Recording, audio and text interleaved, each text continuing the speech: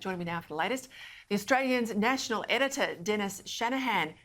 Well, welcome as always, Dennis. We know the polls are suggesting the no camp's well in front, but there's $20 million worth of an ad campaign about to hit the airways from the yes camp. So I reckon it's all far from over.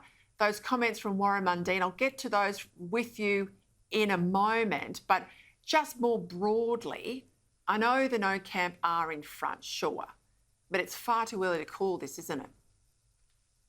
Oh, certainly, as I've said before, speaking to you, Peter, is that the yes camp can certainly win this referendum. There are a number of issues going in its favour. The first one, of course, is the huge advertising advantage it has over the no camp. It has the fact that there is going to be a concentrated focus on the referendum over the next 4 weeks. This will engage a lot of people who so far haven't been engaged, particularly young people. This is what we saw during the same-sex marriage plebiscite. A lot of older people voted no early, but in the end, it was actually pushed ahead by younger people who were then encouraged to vote at the end. The same thing could very well happen during this referendum. And the other thing is that there's a danger of complacency. When you see all the polls and think, oh, everything's okay, if you're a no voter, you don't have to worry. And then you have people who don't turn out to vote for no, and a lot of people turning out because they've been energised to vote yes. So, yes, this could still certainly be passed on October 14. And look, I'll remind people at home too, at the time of the Republic referendum in 1999, the yes camp there was well and truly in front. And then the result in the early polls almost flipped in the final result after it was defeated. Give me your take on Warren Mundine's comments, because up until now, it's really been own goals from the various spokesmen and women on the yes side. A bit of a scrappy day yesterday for the no camp. Clearly, they're going to try and reset from this, but this is where message discipline's so critical, isn't it? Oh, it is. And look, Warren Mundine made a bit of a mess of things yesterday. It doesn't mean that what he was saying was wrong or that he was necessarily in disagreement with Jacinta Price. What we've seen is that this debate is being led by a number of people. It is a highly politicised debate. It has no substance. It is not about a specific model. It is all about who says what and who can be insulted or offended. And what we've seen, Marcia Langton, not a seasoned political campaigner, made a big mistake last week and about the no case being a stupid and base racism. Warren Mundine has made a similar mistake where it doesn't really matter what you're saying. It is in the middle of a hypercharged campaign and inexperienced people are being thrown into a very difficult political campaign. So I think what we're seeing is a lack of substance. So there's no defining debate. It's all about who said what when. And a lot of it on issues which don't really come into the referendum itself.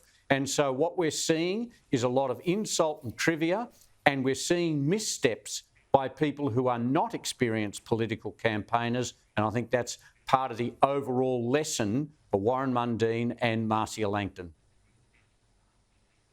What about those comments in a tweet that are now deleted, a number of tweets? Megan Davies, Professor Megan Davies, Dennis, she says, let's remind people, she of course is Uluru Statement co-author, Aboriginal activist, pro-yes, all of that.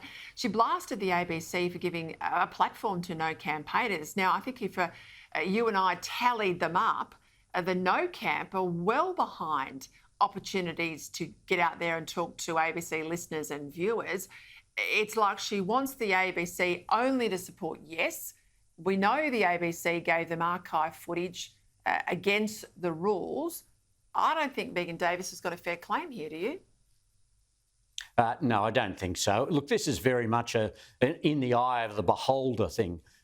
And Megan Davies herself is another example of somebody who is saying things during, a hyper-politicised campaign and isn't experienced in it. She's made a few mistakes herself.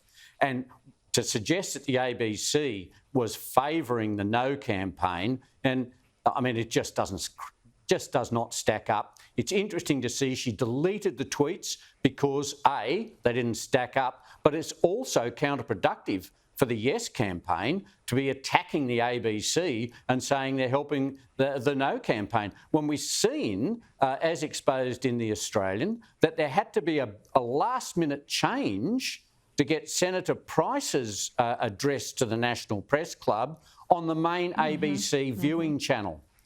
So explain to me how this is the ABC being in favour of the No campaign. Doesn't stack up. Just quickly, RBA Governor, new Governor Michelle Bullock, first day on the job today. She's already facing a lot of calls from unions to change the focus and direction of the issue of full employment, the impact of what they call excessive corporate profits on inflation. We also then have the new incoming boss of the Productivity Commission, Danielle Wood. She wants death duties on the table. Labor, Dennis, is making huge changes to our institutions, both by the role they're giving unions in reshaping some of them, but also by virtue of these appointments, particularly someone like Danielle Wood.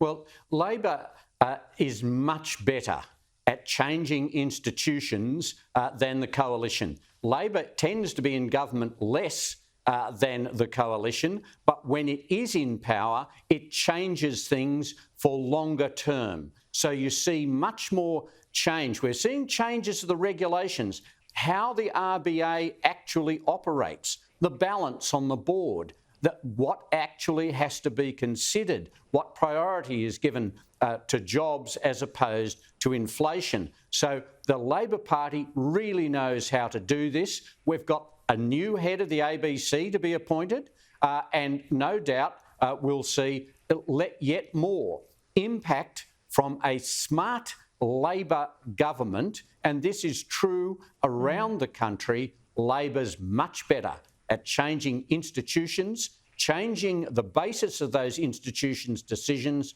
and putting in people who will actually implement what Labor wants over the long term. The Coalition just doesn't understand how this works, and Labor is so good at it. That sounds like a script I used to bang on about in government, but you got it there absolutely, Dennis Shanahan. Thank you very much.